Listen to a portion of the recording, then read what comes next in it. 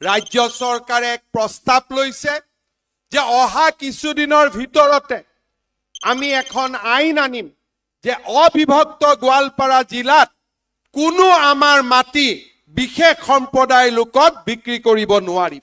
জনজাতীয় লোক, অনুসূচিত জাতিৰ লোক, অন্যান্য পিছপৰা সম্প্ৰদায়ৰ লোকৰ মাজত যিখিনি মাটি বাছি আছে এই মাটিখিনি আমি আৰু ট্ৰান্সফাৰ হ'বৰ কাৰণে দিব নোৱাৰো। আৰু এই ধৰণৰ নতুন চিন্তাৰে আমি আমাৰ ৰাজ্যখনক আগুৱাই লৈ যাব খুজিছো।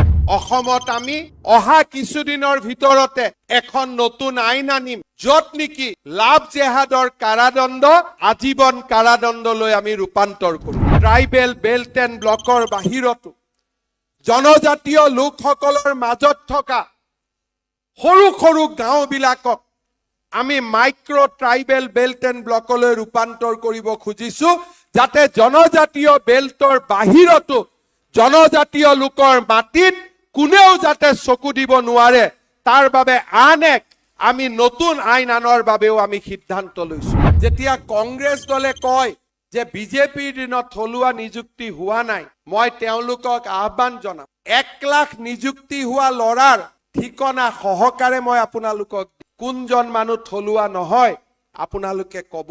কিন্তু তাৰ ওপৰত গৈও আমি সিদ্ধান্ত লৈছো যে অহা 2 মাহৰ ভিতৰত আমি নতুন ডমিচাইল নীতি আনিম য'ত নেকি স্পষ্টভাৱে লিখা ৰব যে অসমৰ মাটিত জন্ম পোৱা মানুহে অসমত চৰকাৰী চাকৰি পাব পাৰিব।